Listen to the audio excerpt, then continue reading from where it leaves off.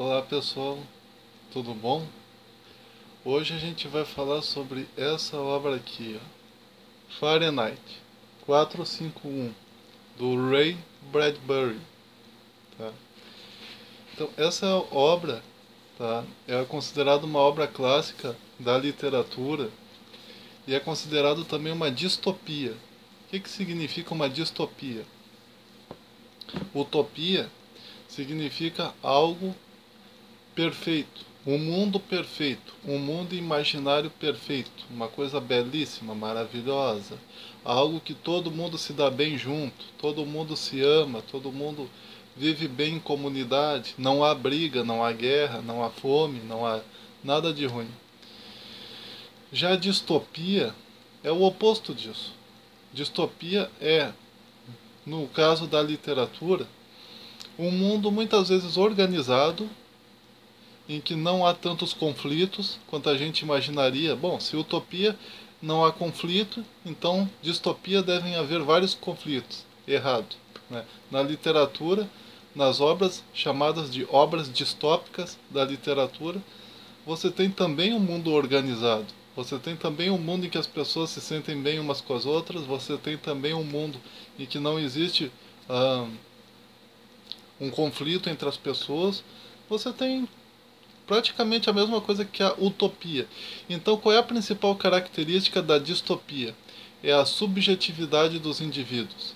Ou seja, está tudo bem do lado de fora, mas do lado de dentro eles não estão bem. Do lado de dentro existe algo faltando, alguma coisa está faltando. Mesma coisa que na obra 1984, né, do George Orwell, né, em que você tem os personagens vivendo bem do lado de fora. Não é bem no sentido de se sentirem 100% felizes, mas bem no sentido deles aceitarem aquela situação na qual eles viviam. Não havia nem a possibilidade deles não aceitar, mas eles viviam ali, se alimentavam, eles tinham a vidinha deles.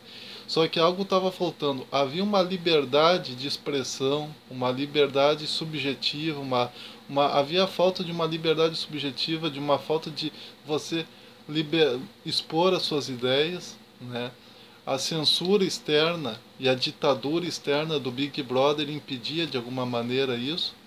Quer dizer, então, por trás daquela aparente sensação de tranquilidade, né, havia, no entanto, o fato deles não aceitarem isso do lado de dentro. Eles apenas sorriam do lado de fora, eles apenas do lado de fora manifestavam uma certa, digamos assim, uma certa tranquilidade com relação a ser vigiados o tempo todo e não poder se expressar muito bem, mas do lado de dentro eles estavam loucos para se expressar.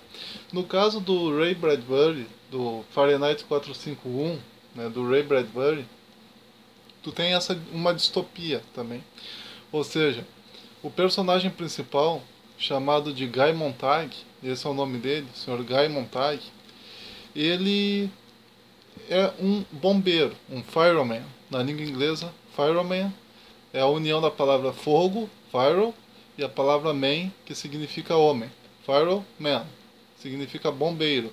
Mas etimologicamente, se você separa a palavra fire da palavra man, que significa bombeiro na tradução, vai significar homem-fogo. Né? Fogo mais homem. Né? Então, quer dizer, o Guy, né, o Guy Montag, ele era uma pessoa que ele era um bombeiro, só que nesse mundo futurista em que eles viviam, o Sr. Montag, ao invés dele apagar o fogo, né, ele literalmente causava fogo. Ou seja, ele incendiava.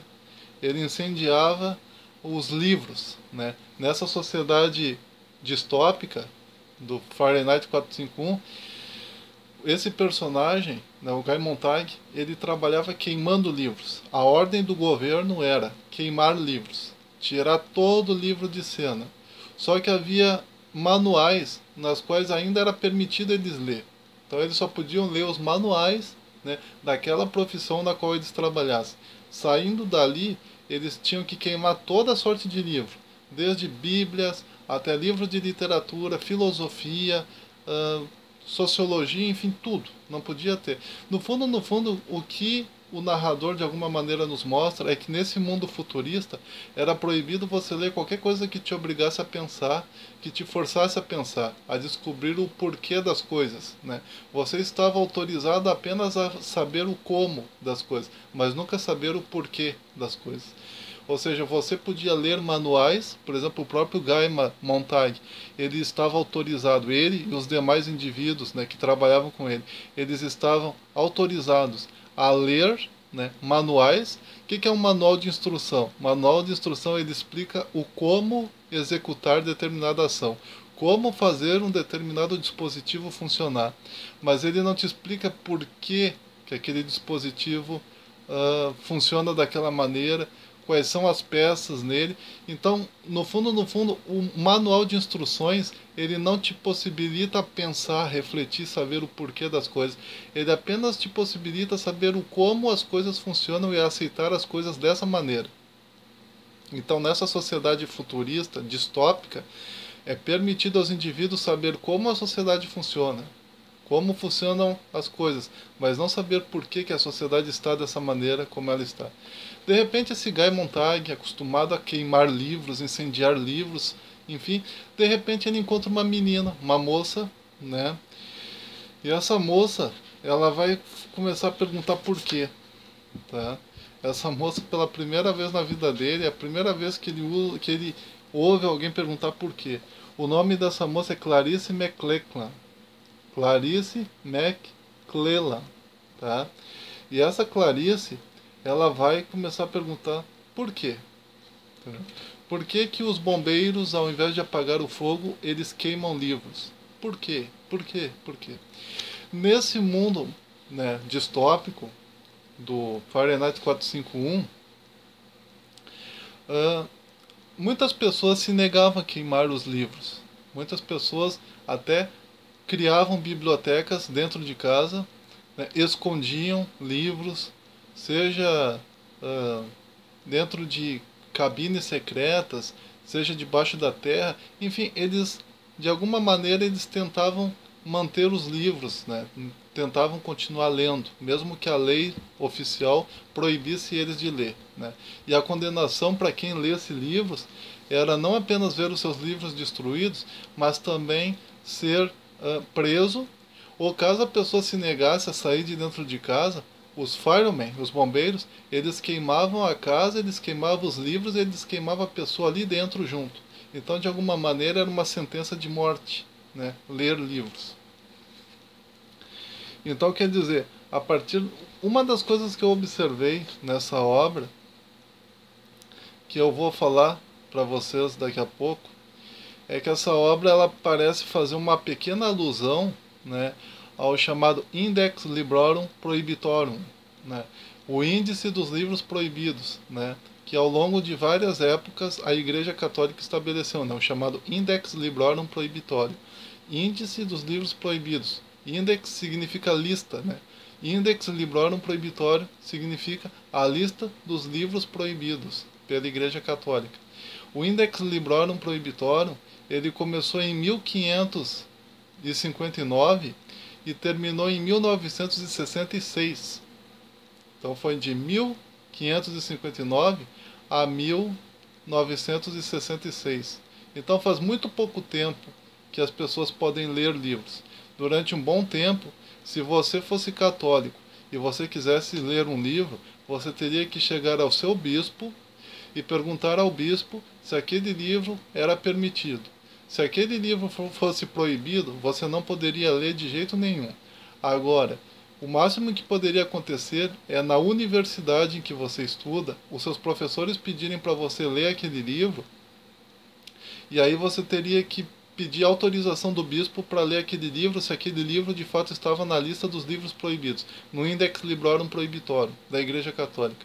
E aí você tinha que mostrar de alguma maneira uma prova de que era de fato o seu professor que estava exigindo a leitura daquele livro. Aí você tinha que ler aquele livro e de preferência jogar ele fora depois que você lesse, estudasse, analisasse ele. Então, quer dizer, foi uma situação muito interessante isso. E o Ray Bradbury, de alguma maneira, ele nos mostra, ele faz uma pequena crítica, na minha opinião, com relação ao Index Librorum Prohibitorio, que existia na época dele ainda. Então, quer dizer, a igreja foi a única instituição que queimava livros e até pessoas, né, que desobedecesse a regra do Index Librorum Prohibitorio. E no livro Fahrenheit 451 existe uma cena de uma mulher que, estando, né, quando descobrem a biblioteca da casa dela, ela manda que eles queimem os livros, mas também queimem ela junto. E ela, no final, ela emite algumas palavras que um determinado indivíduo, né, herege, né, preso na Idade Média e queimado na fogueira, havia emitido. Então tu vê uma certa alusão à própria Igreja Católica na pessoa desses firemen, na pessoa desses bombeiros. Outra coisa, durante anos a Igreja Católica não permitiu que os membros soubessem versículos da Bíblia de cor e lessem a Bíblia. No final, depois que o Guy Montag, ele vê que a menina, aquela Clarice, ela foi morta exatamente por questionar e por ler livros, e toda a família dela foi morta também, ele acaba se rebelando contra o sistema, ele acaba queimando, depois que os colegas dele vão na casa dele e descobrem que mais tarde ele também tem livros, eles queimam a casa dele e ele, né, acaba queimando eles, né? Ele se rebela contra eles e ele vai lá e queima os colegas dele, né? E o que acontece? Ele foge para uma área rural, né, uma área longe do meio urbano. E lá naquele meio rural, ele lida com pessoas que memorizam livros, né, para se algum dia eles forem descobertos, não for descoberto nenhum livro com eles, porque os livros estão na memória deles, na imaginação deles. E o mais interessante nisso tudo é que no livro aparecem várias vezes esses indivíduos citando versículos da Bíblia, né, como se de alguma maneira houvesse uma relação entre a Bíblia, né, e aqueles indivíduos que buscavam se libertar dos dos bombeiros, né?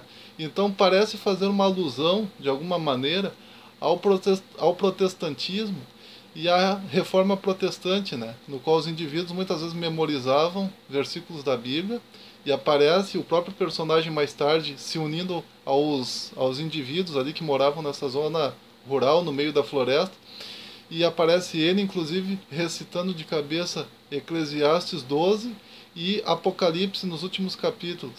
Então é muito interessante essa pequena alusão ao protestantismo, né? É quase uma crítica ao Index Librorum Prohibitorio da Igreja Católica, que muitas vezes fez com que até pessoas fossem incendiadas com seus livros e tudo, né? Enquanto isso, o protestantismo já valorizava mais a questão da leitura da Bíblia, da leitura de diferentes livros, da intelectualidade. Enfim, é bem interessante essa obra, né? A mulher que morre nas chamas da sua própria biblioteca doméstica cita as palavras depois de hereges que morreram queimados, né, porque a igreja mandou eles serem mortos em praça pública. O livro que mais apareceu nas mãos do personagem principal do Guy Montag foi a Bíblia, né?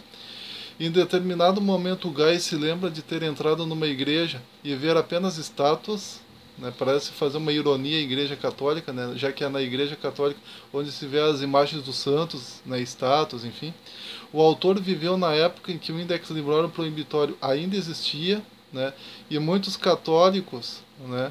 Muitos católicos não podiam ler todos os livros que queriam, de medo, né, da excomunhão.